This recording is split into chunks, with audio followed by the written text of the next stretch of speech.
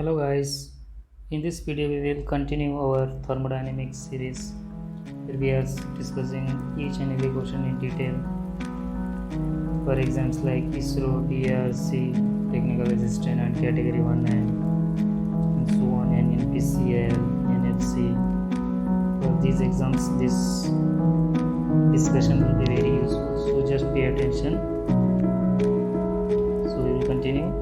In the last video we ended our video at question number 25, so I will be starting from question number 27.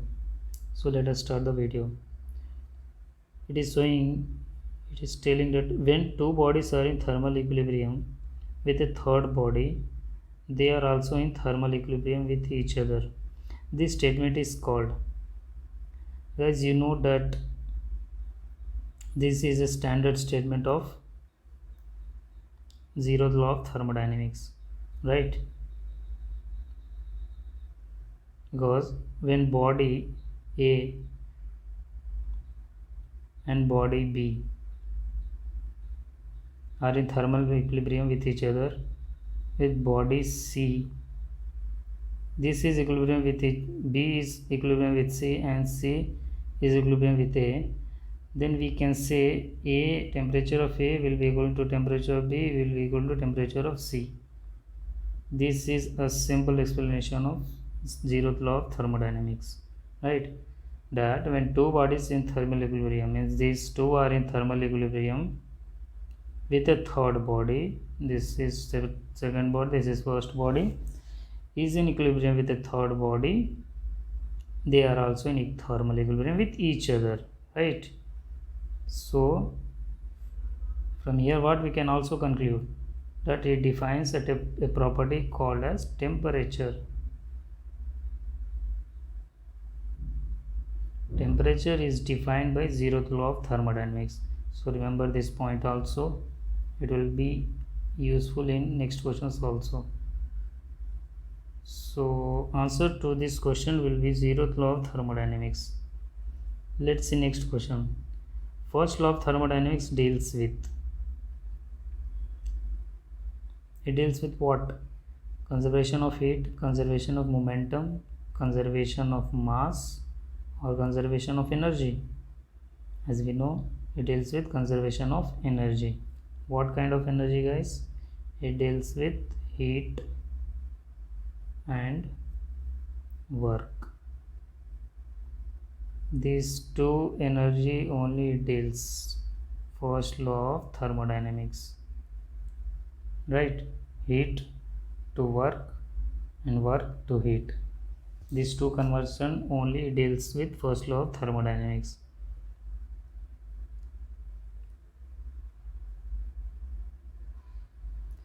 So answer to the question will be conservation of energy. Next question, according to first law of thermodynamics, total internal energy of a system during a process remains constant. See, during a process total energy cannot remain constant, right? It keeps on changing. So option is wrong. Total energy of a system remains constant. Yes, it does. Total energy remains constant. So option B seems right. Let's say option C, work done by a system is equal to heat transferred by the system. This is only true when the system is completing a cycle, right? Then work done by a system will be equal to the heat transfer by the system. So this doesn't seems to be much appropriate as per the question. Next, internal energy, enthalpy and entropy. These three together is a different thing, right? This entropy, enthalpy doesn't come in first law of thermodynamics. So D is wrong, C is wrong, B will be the right answer. Total energy of a system will remain constant. Let's see our next question. Energy can neither be created nor destroyed, okay, but it can be transferred from one form to another. Means one form to another it can be transferred, but it can't be created nor destroyed. So just now we saw that the conversion according to first law of thermodynamics, heat to work it was happening and work to heat vice versa. So Which law is it? It is a first law. According to first law of thermodynamics, heat to work gets converted and work to heat gets converted. As we also know that heat to work cannot be completed completely, but work to heat can be completed completely. So please note these lines, that heat can be completed, cannot be converted completely to work, but work can be converted completely to heat, right? So let's see next question. Kelvin Planck's law deals with conservation of work, conservation of heat, conversion of heat into work, conversion of work into heat. See, A, B doesn't make sense because Kelvin Planck deals with conversion, either it convert from heat to work or work to heat. So we are remained with option C and option D. Out of these, what do you think which one will be the correct? See, heat into work. This is a primary source, this is a primary work of a heat engine to convert any heat into work by using an heat engine, by employing an heat engine, right? So Kelvin Planck stated a statement regarding conversion of heat into work. So our option will be C, will be the right answer. Let's see next question. The heat and work are mutually convertible, right? Mutually convertible. This statement is called dash law of thermodynamics. See, we are discussing from last 2-3 questions. It is first law, right? Straight simple. Next question. The measurement of a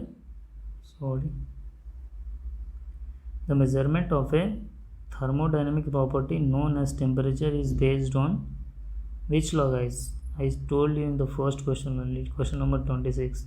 It is a zeroth law of thermodynamics, where body A is in equilibrium with body B and body B is equilibrium, body B and A are individually equilibrium with C. Then all three bodies will be in equilibrium with each other, right?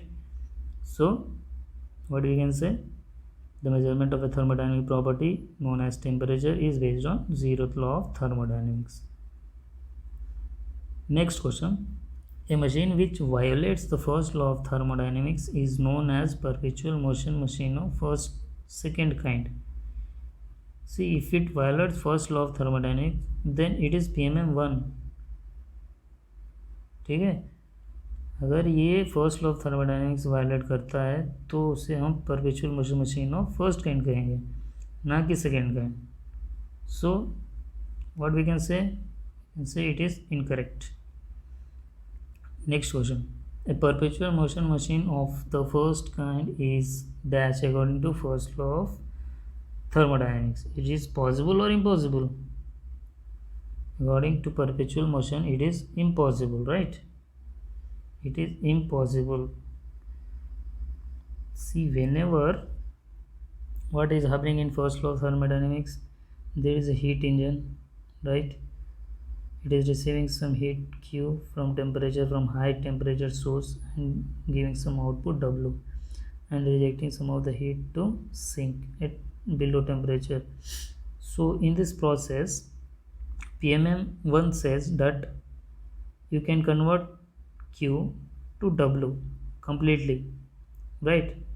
Which is not possible because some heat we have to reject due to irreversibilities internal. It can be internal irreversibilities or external irreversibilities, that is another matter. But according to this question, this Q to W conversion can't be, it is not feasible, right?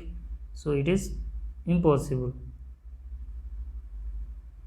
Q to W can't be done completely, something has to be rejected. So question number 25, question number 34, a perpetual motion machine of first kind is impossible. Our answer will be impossible according to first law of thermodynamics, right? Yes.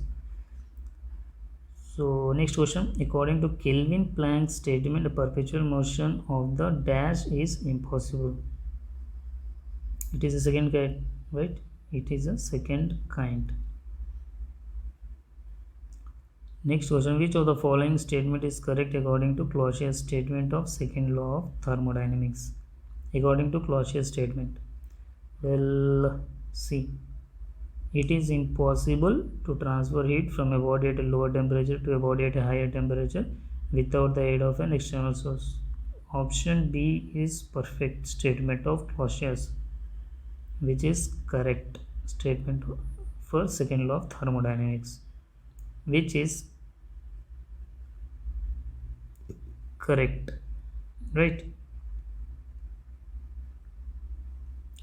So let's see another questions. Here we can see question number 37. According to Kelvin Planck's statement of second law of thermodynamics, it is impossible to construct a engine working on a cycle process whose whole purpose is to convert heat energy into work. This is our perfect statement of Kelvin Planck related to second law of thermodynamics. So our option A is the right. Let's see next question.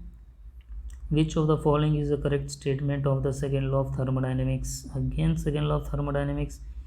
See, here is relating to Clausius. What Clausius said. Let's see what are the options which will be the right. So it is impossible to construct an engine working on a cyclic device whose sole purpose is to convert heat energy into work. Right? You can't convert heat into work completely. Right? Which is a correct statement. It is impossible to transfer heat from a body at a lower temperature to a higher temperature. This is also one of the statement of second law of thermodynamics, and this is also basically this is a Kelvin Planck statement and this is a Clausius statement. And what is this? There is a definite amount of mechanical energy which can be obtained from a given quantity of heat energy. Just now I said that when we are employing a heat engine and making use of some heat at higher temperature and taking some output work, we have to reject some Q2 to sink. So this is, and this is focus these two things. It is saying that there is a definite amount of mechanical energy which can be obtained. This W, this is something definite which can be obtained from a given quantity of heat Q1. From Q1, heat energy will give some definite amount of work, but something it will be rejected. It can't be completely converted heat to work. Okay, so to this question our option will be D. All three statements are right according to second law of thermodynamics. Next question. The heat flows from a cold body to a hot body with the aid of an external source. The statement is given by Clausius. Again, straightforward. Next question. Second law of thermodynamics defines. What does second law of thermodynamics defines? Does it define heat, work, internal energy, or entropy? See, internal energy has been already defined in first law of thermodynamics. There is no point of thinking about this. About heat and work, no. Heat and work are also related to first law of thermodynamics, right? So it is the entropy which got defined in second law of thermodynamics due to heat engine. If you read about the heat engine and when you go through the derivation, then you will know a property known as del Q upon T, which is a entropy. It is called as entropy, right?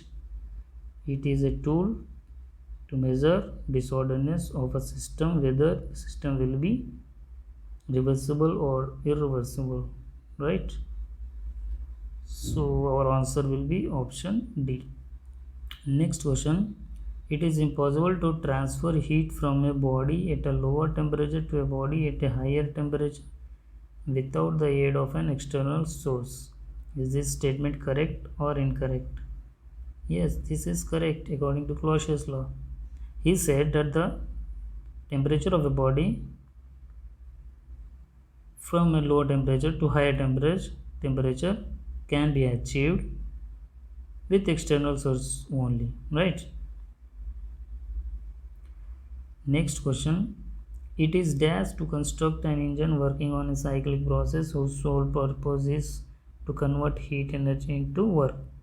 As I already said that complete conversion of heat into work is not possible due to irreversibilities, right? So what is this statement? Is it possible or impossible? This is impossible, right? Heat energy into work we cannot convert completely. Next question number 43. In the first law of thermodynamics, the total energy of the system remains constant. Yes, true. As we know, first law of thermodynamics, del Q equals to du plus del W. If it is a cycle, then del Q becomes equal to del W. Because change in internal energy will be 0 for that cycle, because in change in internal energy is a function of point function and it depends on only on end points and not on process. So in the first law of thermodynamics, total energy of the system remains constant. Next question. The state of a substance whose evaporation from its liquid state is complete is known as, in the evaporation, liquid to vapor, right? If it is liquid to vapor conversion is complete, means whatever liquid we have, it has been completed to vapor, completely to vapor, so it will be called as vapor. Next question. The state of substance whose evaporation from its liquid state is partial. If it is partial, means whatever liquid we are converting has not been completely converted into vapor. It still has some more water particles in it, so it will be is known as steam. Yes, I agree, it will be called as steam.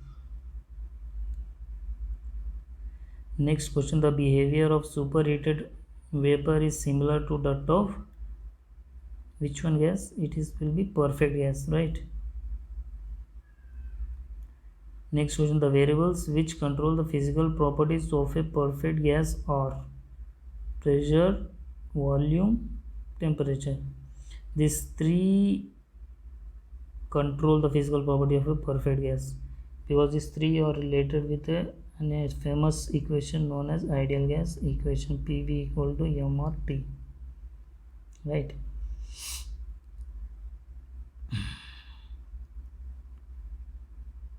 Next question. The behavior of a perfect gas undergoing any change in the variable which control physical properties is governed by. It is governed by Boyle's law, Charles' law, Gay-Lussac law, all of this. Answer is all of this. This is our right answer. Our Boyle's law. See, we already know ideal gas equation, PV equal to mRT. From this we can as PV by T equal to R is already constant, mass will be constant for a system. Then we can write PV by T equals to constant. So if you keep temperature as constant, then it becomes Boyle's law, PV equal to C. If we keep volume equal to constant, then it becomes Charles' law, P by T equal to constant. If we keep pressure as constant, then it becomes, this is Gay-Lussac law and this will become Charles' law, right? So let's see our next question. The absolute pressure of a given mass of a perfect gas varies inversely as its volume when the temperature remains constant. This statement is known as Boyle's law. Yes or no? It says absolute pressure varies inversely to volume. As we know, as per Boyle's law, PV equal to constants. So P will be C by V. That means P equal to 1 upon V. Means it is varying inversely.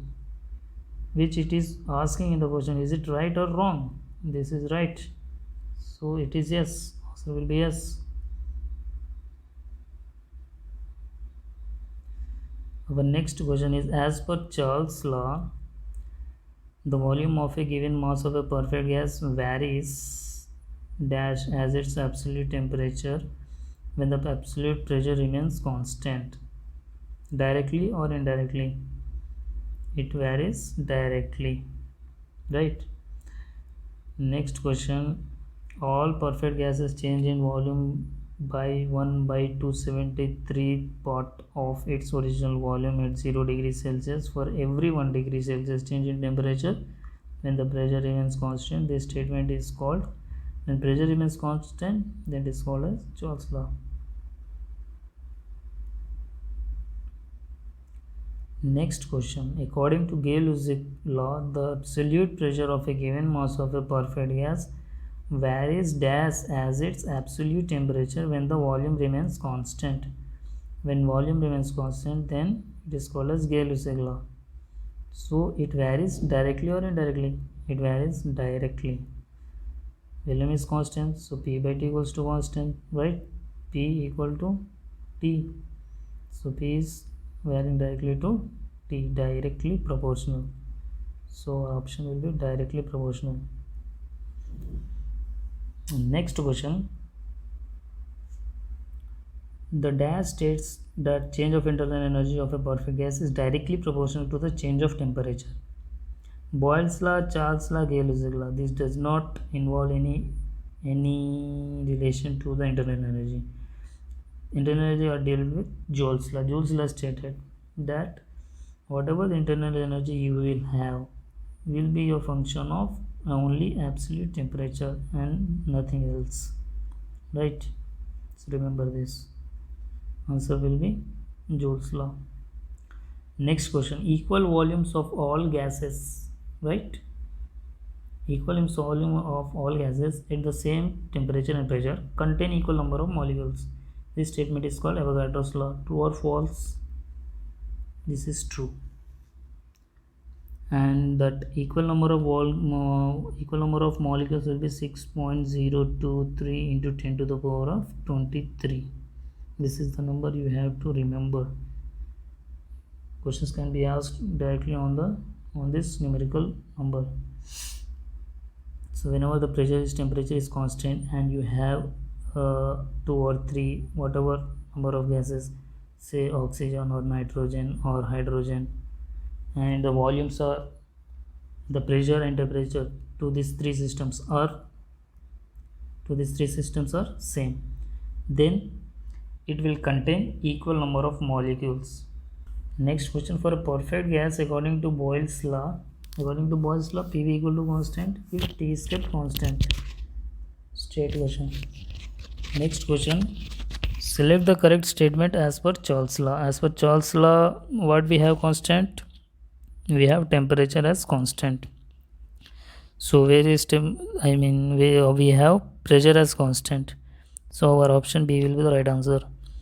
According to Gay-Lussac law, for a perfect gas, P by T upon constant if V is kept constant. True or false? It is true. In Gay-Lussac law, volume is constant.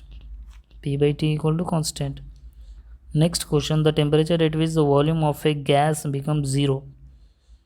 When volume of the gas becomes 0, it will become 0 at the absolute 0 temperature only, right? At the absolute 0 temperature, volume will shrink and tend to almost 0. Next question, the absolute 0 pressure will be when pressure will be almost 0, when it is minus 273 or at the center of the earth or at sea level. See, pressure comes into picture only when there is a collisions of the molecules with each other. If there is no collisions means no force, no pressure generated. So these molecules will be remain stagnant on the system. Then we can say that the absolute 0 pressure has been reached. So with this, we can say that when molecular momentum of the system becomes 0, then we can say that absolute zero pressure has been achieved. So our answer will be A. So with this I will end this module, and I will continue in the next video from question number 60 onwards. Till then, just go through these questions and explanation, and if you feel any doubt, then please ask in the comments. I will reply to each and every one in detail if anything doubt or any question is there in your mind. Okay.